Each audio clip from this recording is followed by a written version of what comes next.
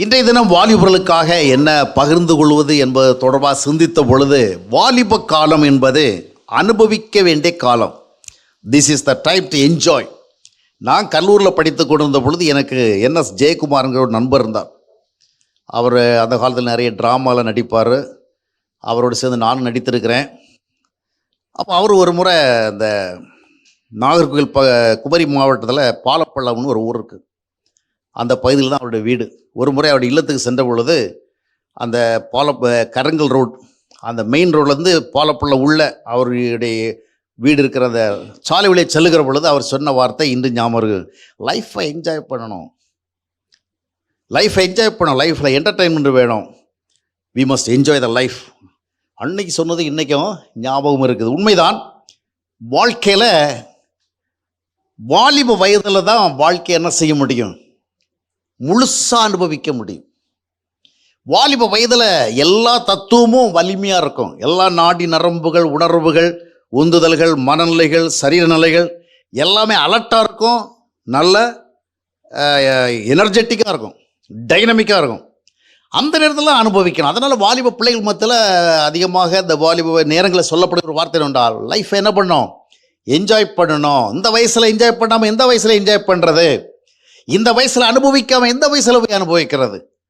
ஏன்னா காலங்கள் போக போக அனுபவிப்பதற்கு எல்லாம் இருந்தாலும் அனுபவிக்கிற சக்திகள் போயிடும். சாப்பாடு இருக்கும், சுவை உணர்வு குறைஞ்சி போயிடும். சாப்பாடு இருக்கும், சாப்பிட்டா என்ன செய்யாது, செரிமானம் ஆகாது, டைஜஸ்ட் ஆகாது இல்லையா. அது மாதிரி நிறைய பார்த்து மகிழ்வதற்கு இருக்கும். அதை என்ஜாய் பண்ணுகிறதான ஃபீலிங்ஸ் எல்லாம் என்ன செஞ்சிடும், போயிடும். சின்ன வயசில் ஒருத்தன் முறுக்கு சாப்பிடுவான், பார்த்துருக்குறீங்களா? கட்டக்கு முட்டக்குன்னு ஏந்திர மாதிரி சாப்பிடுவான். அதே நபர் வயதான பிறகு முறுக்கு சாப்பிடுவார், பார்த்துருக்குறீங்களா? அப்படியே கையில் எடுத்து வச்சு கொஞ்சம் உடைத்து அதை அந்த உள்ளங்கையில் இப்படி இந்த மும்பையில் அந்த தம்பாக்கு போடுவாங்களா, அது மாதிரி வச்சு அந்த பெருவரலால் கொஞ்சம் உடைத்து அவரை உள்ளே போட்டு அது உள்ளே அரைகிறதுக்கு அரை மணி நேரம். முறுக்க வேணான்னு சொல்கிறதுக்கும் மனசு கிடையாது, சாப்பிடவுக்கு பல்லுகளும் ஒழுங்காக கிடையாது, இருந்தாலும் உள்ளே போட்டு அரைக்கிறது. ஆனால் ஒரு வாலிபன் என்ன பண்ணுவான், இவர் ஒரு முறுக்கினுடைய ஒரு துண்டை சாப்பிட்றக்குள்ளாடி அவன் ஒரு பாக்கெட்டை காலி பண்ணிடுவான். ஆமாம், எங்கள் வீட்டில் கூட சிலது முறுக்கெல்லாம் வாங்கி வைக்கிறவங்கள 1-2 சாப்பிட்டு ஒரு பாக்கெட்டே இருக்கும். கொஞ்சம் நேரத்துக்கு பிறகு பார்த்தா முழு பாக்கெட்டே காணாம போயிடும். எல்லாத்தையும் என்ன, அதான் ஒரு வயசு, சரியா? அப்போது அந்த வயதுகளில் தான் எல்லாமே உணர்வுபூர்வமாக உயிரோட்டமாக இருக்கும். அப்போ அனுபவிக்கணும், இப்போ தான் சாப்பிடணும், இப்போ தான் உடுக்கணும், இப்போ தான் வாழ்க்கையில் என்ன செய்யணும், பல ஊர்களுக்கு போகணும், வரணும், பல காரியங்களை செய்யணும், நட்புகள் நிறைய பேரோட இப்போ தான் பழகணும். பழகு சந்தோஷம் என்ன செய்யும், இப்போ தான் வரும். காலப்போக்கில் நமக்கு பழகிற ஆட்களே கிடைக்க மாட்டாங்க இல்லையா? 60 வயசு 65 வயசு தாண்ட பிறகு உங்களுக்கு யார் கிடைக்க மாட்டாங்க? கிடைப்பாங்க. வயசானவங்க என்ன பண்ணுவாங்க, இன்னைக்கு நம்ம பக்கத்தில் உட்காந்துருப்பாங்க, நாளைக்கு போயிடுவாங்க, அதுக்கடுத்து நாம் போயிடுவோம். அதுக்கு பிறகு என்ன செய்ய, நண்பர்கள் கிடைக்க மாட்டாங்க. அப்போ எல்லாம் கிடைப்பதற்கு ஒரு ஃபிட்டான ஒரு ஆப்டான காலம் எது தான், when we are young. அதனால தான் பிரசங்கி 11ஆம் அத்தியாயத்தினுடைய 9ஆம் வசனத்தை வாசிக்கும் பொழுது வாழ்க்கையில் மிக அதிகமாக அனுபவித்து வாழ்ந்த சாலமோன் ராஜா சொல்லுகிற பொழுது வாலிபர்களுக்கு பேசுகிறார் பாருங்க. வாலிபனே, O youth, O young man, when you are young, எப்படி பி ஹாப்பி, சந்தோஷமாக ரிஜாய்ஸ், சந்தோஷப்படு. நீ இளமையாக இருக்கும் பொழுது வாழ்க்கையில் என்ன பண்ணு, சந்தோஷப்படு. உன் வாலிப நாட்களிலே உன் இருதயம் உன்னை என்ன செய்யட்டும், பூரிப்பாக்கட்டும். என்றால் காலங்கள் செல்ல செல்ல உனக்கு உணவு இருந்தாலும் சரியாக உண்ண முடியாமல் போகும், உடை இருந்தாலும் அணிவதற்கு ஆசை இல்லாமல் போயிடும், கால்கள் இருந்தாலும் நடக்க இயலாமல் போயிடும், காது இருக்கும் கேட்காம போயிடும், கண்ணு இருக்கும் கண்ணு மங்கி போயிடும். இப்படி நிறைய விஷயங்கள் வீக் ஆகிட்டு இருக்கும். அதனால் நீ எல்லா துடிதுடிப்போடு இருக்கிற காலகட்டத்தில் வாழ்க்கை என்ன செய், அனுபவி. அப்போது உடுத்து மகிழலாம், சுவைத்து மகிழலாம், நல்ல நட்புகளோடு வாழலாம், கேட்டு மகிழலாம், பார்த்து மகிழலாம், பழகி மகிழலாம். இதெல்லாம் இந்த காலத்தில் செய்யணும். ஆனால் அதே வசனத்தில் எச்சரிக்கையும் கொடுக்கிறார். நீ இன்றைக்கு மகிழுகின்ற விதங்கள், the way you are enjoying, that must be proper. நீ அனுபவி, நீ சாப்பிடு, நீ உடு, நீ பழகு. இந்த வயதுகளுக்கு உனக்கு என்னென்ன கிடைக்கணுமோ அதையெல்லாம் என்ன செய், பெற்றுக்கொள். ஆனால் இவைகள் உன்னுடைய வாழ்விலே நாளை தினம் உன்னுடைய சந்தோஷத்துக்கு எதிரிகளாக மாறிவிடக்கூடாது. சாப்பிட்ற வேலை நல்ல டேஸ்டாக இருக்குது. ஒரு முறை எனக்கு ஒரு நண்பர் இருந்தார். ஒருவேளை அந்த நண்பருடைய பேரை சொன்னேன்னா அவர் ஒருவேளை இந்த லைவ் நிகழ்ச்சியை பார்க்க நேரிட்டு இந்த மனுஷன் இவ்வளோ வருஷத்துக்கு பிறகு இதை ஞாபகத்தில் வச்சுட்டு பேசுகிறானேன்னு அவர் வருத்தப்பட நேரிடும். அதனால் ஒரு பேரை மட்டும் சொல்லலை. அவர் ஒரு நாள் என்கிட்ட வந்து பேசியிருக்கல. அவர் வந்து ஒரு கிளினிக் நடத்திட்டு இருந்தார். அப்போ காலைல என்னுடைய அறைக்கு செலவில் வருவார். அப்போ நான் ஒரு டீ மேக்கர். ஆக்சுவலாக டீ கடை வச்சா நல்லா ஓடி இருக்கும். நல்ல டீ இப்போ தான் போட தெரிய மாட்டேங்க. முன்னாடி நிறைய நல்ல டீ மாஸ்டராக இருந்தேன். கடையில் இல்லை. ஆமாம், எந்த டீ கடையில் வேலை பார்த்தீங்கன்னு கேட்க போகிறீங்க. நான் எந்த டீ கடையிலையும் வேலை பார்க்கல. நான் டீ கடையில் வேலை பார்த்தா நான் பிரதமராக இருக்கலாம். சரியா? வீட்டில் நம்ம தனி எனக்கென்றும் என்னோட இருக்கிறவனும் போட்டிருக்கிறேன். அப்போ அவர் டீ சாப்பிட்றவல்ல ஒரு முறை சொன்னார், இன்றைக்கி டீயை வேண்டான்னு சொன்னார். ரொம்ப இதாக இருக்கிறார். ரொம்ப அவருக்கு உடம்பு முடியலை. ஏன் முடியலைன்னா, அங்கே ஒய்ஃப் என்ன பண்ணாங்கன்னா, முந்தின நாள் நைட்டில் நல்ல குருமா செஞ்சு சப்பாத்தி சுட்டு போட்டுக்கிட்டே இருந்தாங்க. நல்லா சப்பாத்தி சுடுவாங்க. போட போட மனுஷன் தின்னுக்கிட்டே இருந்தார். கடைசியில் பார்த்தா ரொம்ப நேரம் தின்னார். கடைசியில் காலைல என்ன பண்ண முடியலை, ஒன்றும் செய்ய முடியல. பிரதர் நல்லா டேஸ்ட்டாக இருந்தது, நானும் அவங்களும் இன்னொன்று சொல்லிட்டு இருந்தாங்க, நானும் வாங்கி சாப்பிட்டே இருந்தேன், இப்போ ஒன்றுக்கும் முடியலைன்னார். அப்போ என்ன நடைபெறுகிறது என்றால், சுவைக்கும் பொழுது நன்றாக இருக்கிறது, நன்றாக சுவைக்கிறோம், நல்லா என்ஜாய் பண்ணுறோம். ஆனால் அந்த சுவையினுடைய அடுத்த கட்டம் எப்படியாக மாறுகிறது? அது ஒரு மிகப்பெரிய அசௌகரியத்தை ஏற்படுத்துகிறது, மிகப்பெரிய துன்பத்தை கொண்டு வருகிறது. எனவே சாப்பிடுகிற நேரத்தில் இதுதான் சாப்பிடுகிற நேரம் அப்படின்னு வரம்பு மீறி சாப்பிட்றாத. இதுதான் அனுபவிக்க வேண்டிய நேரம் என்று சொல்லி வரம்புகளை தாண்டி அனுபவித்து விடாதே. நீ எதை அனுபவிக்கிறாய், எப்படி அனுபவிக்கிறாய், எவ்வளவு அனுபவிக்கிறாய், எல்லாத்துக்கும் ஒரு குவான்டிட்டி உண்டு. அனுபவிக்கிறதுக்கு இதுதான் வயசுன்னு அனுபவிச்சுட்டே இருக்கக்கூடாது. அனுபவிக்கிறதுக்கு தான் வயசுன்னு எதை வேணாலும் சாப்பிட்டு இருக்கக்கூடாது. பசி வேலையில் எதையாவது கிடைச்சா சாப்பிடுங்கிற ஆசை தான் வரும். அப்போ நிறைய ஃபாஸ்ட் ஃபுட்டை வாங்கி சாப்பிடுவோம், நிறைய கண்டாமினேட்டட் ஃபுட்டை வாங்கி சாப்பிடுவோம். அவன் அடுத்த கட்டம் என்ன செய்யும், ஒரு நேரம் உட்காந்து நல்லா என்ஜாய் பண்ணி சாப்பிட்டதுனால அடுத்த 4-5 நாட்களுக்கு என்ன செய்ய வேண்டியது, வாயாலும் வயிற்றாலையும் கஷ்டப்பட வேண்டியிருக்கு இல்லையா? ரொம்ப சிரமப்பட வேண்டியது, டாக்டர் போக வேண்டியதாக இருக்குது, ஃபுட் பாய்சன்லாம் ஆகிடுது. அதனால் நீ வாலிபனாக இருக்கும் பொழுது அனுபவி. நீ சன்னியாசியாக வந்துவிடு, நீ ஒரு பண்டாரம் பரதேசி போல வந்துவிடு, வாழ்க்கையை துறந்து விட்டு வந்துவிடு ஆண்டவர் சொல்லவில்லை. ஆனால் be careful when you are enjoying. அதை நீ அனுபவிக்கும் பொழுது கவனமாக இரு. நீ எதை அனுபவிக்கிறாய், எப்படி அனுபவிக்கிறாய், அனுபவிக்கத்தக்க விதமாக அனுபவிக்கிறாயா? அப்போ அந்த அனுபவிக்கிற நேரங்களில் அதற்குரிய கவனங்கள் இல்லாமல் போகும் பொழுது அது உன்னுடைய எதிர்கால வாழ்க்கையை துக்கப்படுத்திவிடும். உன் வாலிப காலங்களிலே நீ சந்தோஷப்படுகின்ற அந்த காரியத்தை மட்டும் பார்க்கும் பொழுது உன்னுடைய எதிர்காலம் எதுவோ மாறிவிடக்கூடாது, சந்தோஷமற்றதாக துக்கம் மாறிவிடக்கூடாது. இன்றைக்கி காலையில் நான் வெளியே வாக்கிங் போகிறவில்ல, ஒரு ஏரியாவில் ஒரு 4-5 வாலிப பிள்ளைகள் உட்கார்ந்துருக்கிறாங்க.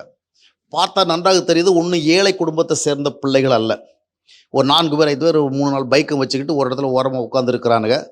கையில் ஒரு டப்பா வச்சுருக்கிறானுங்க. அந்த டப்பாவில் என்ன இருக்குன்னு எனக்கு தெரியாது. அது உண்மையிலேயே ஒரு ஆல்கஹால் டப்பாவா, இல்லை ஒரு பீர் டப்பாவா, இல்லை ஒரு வேறு நிறைய ட்ரிங்க்ஸ் எல்லாம் இருக்குல்ல, அந்த மாதிரி ஏதாவது ட்ரிங்க்ஸை குடிக்கிறாங்க. ஆனால் அவங்க உட்கார்ந்துருக்கிறது, அவங்க பேசுகிற விதங்களை பார்க்கும் பொழுது ஒரு விதமான போதையில் இருக்கிறாங்கன்னு தெரியுது. அது கஞ்சா போதையா, இல்லை வேறு ஏதாவது போதைப் பொருளா, இல்லை ட்ரிங்க்ஸ் தான் போட்டுட்டு இருக்கிறாங்களா, ஒன்றும் தெரியல. எனிகும் அவங்க இதில் இருக்கிறாங்க. போதையில் இருந்துட்டு இந்தியா சம்மந்தமாக, பாகிஸ்தான் சம்மந்தமாக ஆளுக்காள் என்ன செய்கிறாங்க, காரசாரம் பேசிட்டு உட்காந்துருக்கிறாங்க. ஒவ்வொருவரும் ரொம்ப யங், எப்படி பார்த்தாலும் ஒரு 16-17 வயது தான், இல்லைன்னா ஒரு 18 வயசு கூட இருக்கலாம், அவ்வளோதான் இருக்கும். ஆனால் எந்த பிள்ளையும் ஏழை குடும்பத்து பிள்ளை மாதிரி தெரியவே இல்லை. அப்போ நான் யோசனை பண்ணேன், இந்த காலையில் இந்த பசங்க இந்த மாதிரி வந்து இருக்கிறானே, கஞ்சா அடிச்சுட்டு இப்படி முகத்தெல்லாம் பார்த்தா நல்லா தெரியுது, பேசுகிறதும் தெரியுது. இந்த பசங்க இப்போ காலையில் டிஃபன் பண்ணுறது, பிரேக்ஃபாஸ்ட் பண்ணுறது வீட்டுக்கு போனோம்ல, அவங்க அம்மா அப்பா பார்க்குறவள்ள இவனு எப்படி தோன்றுவானுங்க, உங்கள் அம்மா அப்பா பழகி போயிட்டாங்களா இந்த வயசில் இந்த பிள்ளை இப்படி இருக்கிறத, மனசுக்கு ரொம்ப துக்கமாகிருது. இங்கே ஒரு விதமாக தள்ளாடுறானுங்க, வீட்டுக்கு போகிற எப்படி இருப்பானுங்க, அதுவும் காலை வெளியே தங்களுடைய பிள்ளைகள் இந்த நிலைமையில் வருகிறது. ஏன்னா ஹாஸ்டல் பிள்ளைகள் மாதிரி தெரியலை, லோக்கலில் இருக்கிற பிள்ளைகள் மாதிரி தான் வண்டிகளில் வந்திருக்கிறாங்க, 2 வீலர்ஸில் வந்திருக்கிறாங்க. அப்போ அதை பார்க்கும் பொழுது இவர்களால் இவருடைய பெற்றோருக்கு ஒரு நார்மல் பெற்றோராக இருந்திருந்தா, ஒரு அவர்களும் இந்த மாதிரி தான் வாழ்ந்து வந்திருந்தாங்கன்னா வேற விஷயம், இல்லைன்னா அது எவ்வளோ கஷ்டமாக இருக்கும். அப்போ வாழுகின்ற நேரங்களில் அனுபவிக்கிற நேரத்தை அனுபவி. நீ நல்லா சாப்பிடு, நல்லா உடுத்துக்கோ. ஆனால் எல்லாவற்றுக்கும் ஒரு விதி இருக்கிறது. விதிகளை விட்டு விலகி போயிடாத, எக்ஸஸாக போயிடாத. பார்க்கறது இதுக்கு தான் நேரம் என்று நீ பார்க்க தகாதவைகளெல்லாம் பார்த்து கொண்டு உட்காராதே. பேசுவதற்கு இதுதான் காலம் என்று சொல்லி நீ எதையெல்லாமோ பேசி கொண்டிருக்காதே. ஆரோக்கியமானவைகளை பேசு, அவசியமானவைகளை பேசு. உனக்கு உண்மையான மகிழ்ச்சி இப்பொழுது நாளைக்கும் கொடுக்கல பேசு. இன்னைக்கு நீ பேசி முடிச்சுட்டு அதை மறுபடி அதை ரிவைண்ட் பண்ணி நீ திங்க் பண்ணி பார்க்குறவள, நீ பேசினவர்கள் உங்களுக்கு குற்றமான சாட்சியை கொடுக்கக்கூடாது. நீ என்ன பேசியிருக்கிற, நீ பேசினவளுடைய தரம் என்ன, யாரிடத்துல பேசியிருக்கிற, எந்த மாதிரி டாபிக் எல்லாம் பேசியிருக்கிற, நீ பேசினவளை நாளை விட்ரா பண்ண முடியுமா, இந்த மாதிரி யோசித்து பார்க்கணும்.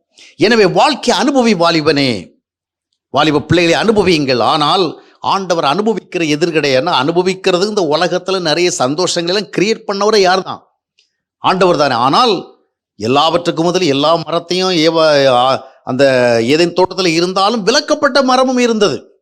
அதே போல் இந்த உலகத்தில் எல்லாம் தேவனால் படைக்கப்பட்டதாலும் விலக்கப்பட வேண்டியதும் இருக்கிறது இல்லையா? ஜீவராசிகள் எவ்வளவு இருக்கிறது, சிலவற்றோடு நாம் நெருங்கி பழகலாம், சிலவற்றோடு என்ன செய்ய வேண்டியிருக்கிறது, அதையும் கடவுள் தானே படைத்திருக்கிறார் சொல்லி அருகில் சென்றால் நீங்கள் என்ன செய்வீர்கள், ஆபத்துக்குள் மாட்டுவீர்கள். தேவனால் படைக்கப்பட்டவர்களாக இருந்தால் அவைகள் விஷயத்தில் கடவுள் உங்களுக்கு ஞானத்தை கொடுத்துக்க விலகிறேன் என்று. எனவே அனுபவிப்பதற்கு கிடைப்பது எல்லாவற்றையும் அனுபவிக்காத. எவ்வளவு நேரம் நீங்கள் பேசி கொண்டிருக்க வேண்டும், எவ்வளவு நேரம் கேட்டு கொண்டிருக்க வேண்டும், எவ்வளவு நேரம் பார்த்து கொண்டிருக்க வேண்டும், எல்லாவற்றையும் விதி இருக்கிறது. இல்லை என்றால் நாளை தினம் உன்னுடைய வாழ்வு என்ன செய்துவிடும், அன்ஹெல்த்தியாக மாறிடும்.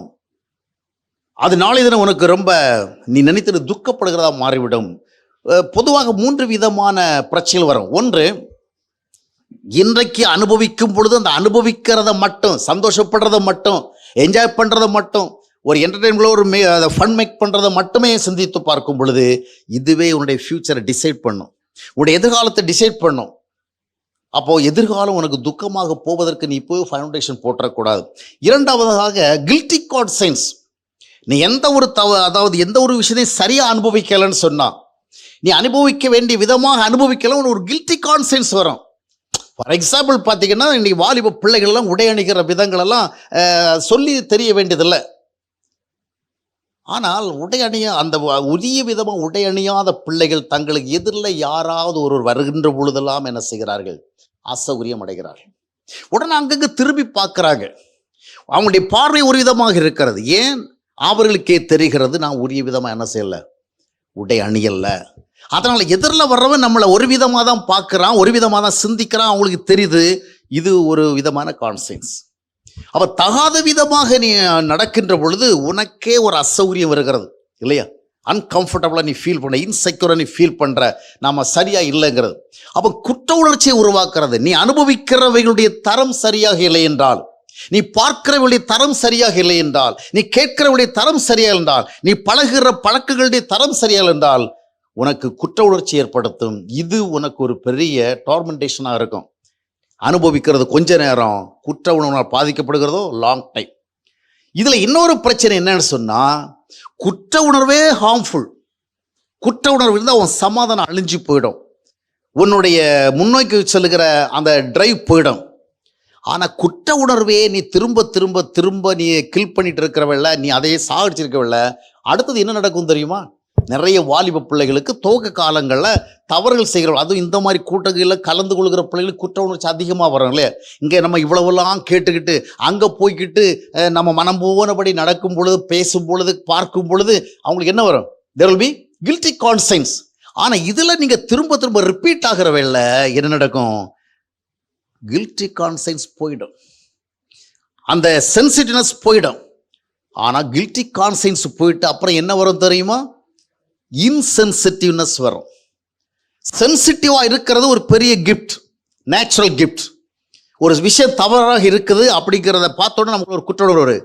ஆனால் இந்த குற்ற உணர்வு நீங்கள் ரிப்பீட் ஆகிறவில்ல, சின்னவங்களோ பெரியவங்களோ யாராக தான் சரி, ரிப்பீட் ஆகிறவில்ல, உங்களுக்குள்ள அது எதுவாக மறத்த மனநிலை.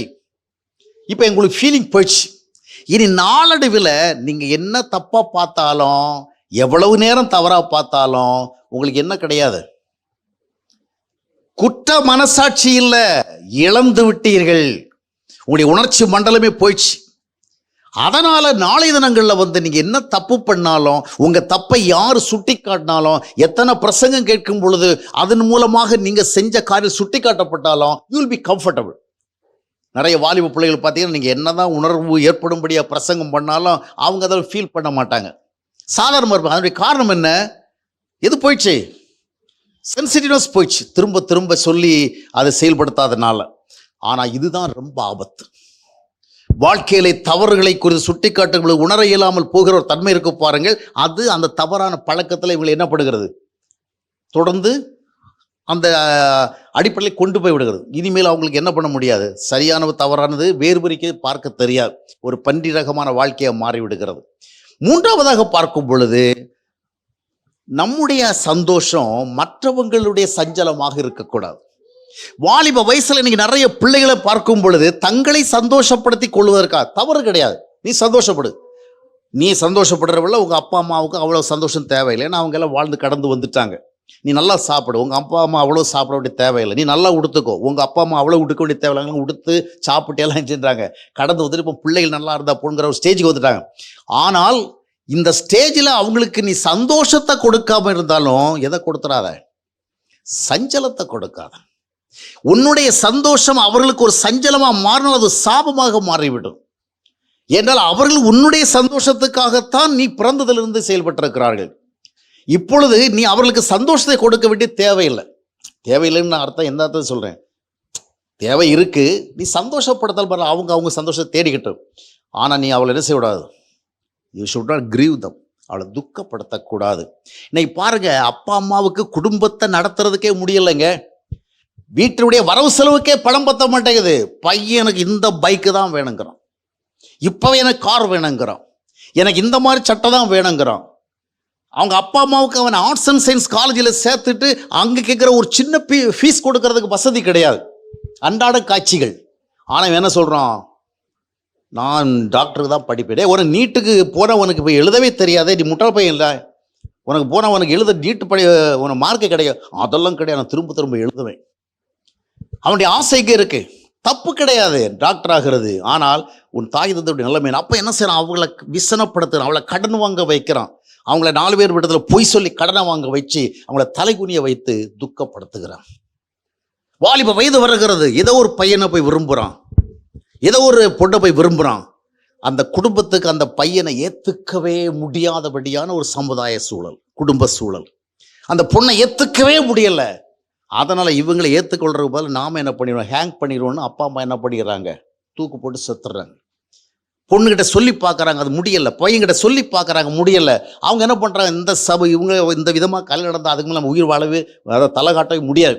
ஆனால் நம்ம என்ன பண்ண, செத்து போயிடும். அப்போ பிள்ளைகள் உங்களுடைய சந்தோஷத்துக்காக உங்களை பெற்றோர் என்ன செய்து விடக்கூடாது, துக்கப்படுத்தி விடக்கூடாது. உங்களை பெற்றோர் சஞ்சலத்தோடு வாழ்க்கையை முடித்து விட்டு நீங்கள் நாளை தினம் சந்தோஷமாக இருப்பது கடினம் என்றால் அது ஒரு சாபமான வாழ்க்கையாக மாறிவிடும். எனவே இந்த 3 தீமைகளும் விலகி இருக்க வேண்டும். அனுபவிக்கும் பொழுது அனுபவி, நன்றாக உடுத்துக்கொள், நன்றாக சாப்பிடு, நன்றாக பார், நன்றாக கேள், நன்றாக பழகு. எதுவும் வேண்டாம் என்று சொல்லவில்லை, ஆனால் எல்லாவற்றிலும் ஒரு ஆரோக்கியம் இருக்க வேண்டும், எல்லாவற்றிலும் ஒரு சரித்தன்மை இருக்க வேண்டும். இல்லைன்னா நாளை தினம் உன்னுடைய வாழ்வு என்ன செய்யணும், பாதிக்கப்பட்டு விடும். எனவே தான் ஆண்டவர் உன்னை அழைக்கிறார். அவர் உனக்கு ஒரு மெய்யான சந்தோஷத்தை கொடுக்கும் பொழுது தகாத சந்தோஷத்தை தேட மாட்டார். அவர் உனக்கு ஒரு மெய்யான வல்லமை கொடுக்கும் பொழுது தகாத விதமான சந்தோஷங்கள் உன்னை ஆட்கொள்ளாது. அவர் உன்னை நடத்துவார், தாங்குவார். அவர் கொடுக்கிற சந்தோஷம் உன்னுடைய இருதயத்தை என்ன செய்யும், மகிழ்விக்கும். அவருடைய சமூகத்தில் உனக்கு பரிபூர்ணமான ஆனந்தம் உண்டு. அந்த சந்தோஷத்தை தேடுங்கள், கர்த்தருக்கு ஒப்புக்கொடுங்கள். கர்த்தருக்குள் வந்துவிட்டால் கர்த்தருக்குரிய சந்தோஷத்தை அனுபவித்து பழகிறவன் இந்த உலக பிரகாரமான ஆகாத சந்தோஷங்களையும் ஆரோக்கியமற்ற சந்தோஷங்களையும் கேடு விளைவுகளையும் சந்தோஷம் தேடி போக மாட்டான். உங்களுடைய தேவை உங்களை கட்டுப்படுத்தி கொண்டிருப்பதல்ல, கர்த்தரோடு இருப்பது. கர்த்தரோடு இருக்கும் பொழுது கர்த்தர் உங்களை சந்தோஷத்தினால் ஆசீர்வதிப்பார். அப்பொழுது இந்த உலகத்தினுடைய தவறான சந்தோஷங்கள் ஒருபோது உங்களை ஆட்கொள்ளாது. கர்த்தர் உங்களை நடத்தும்.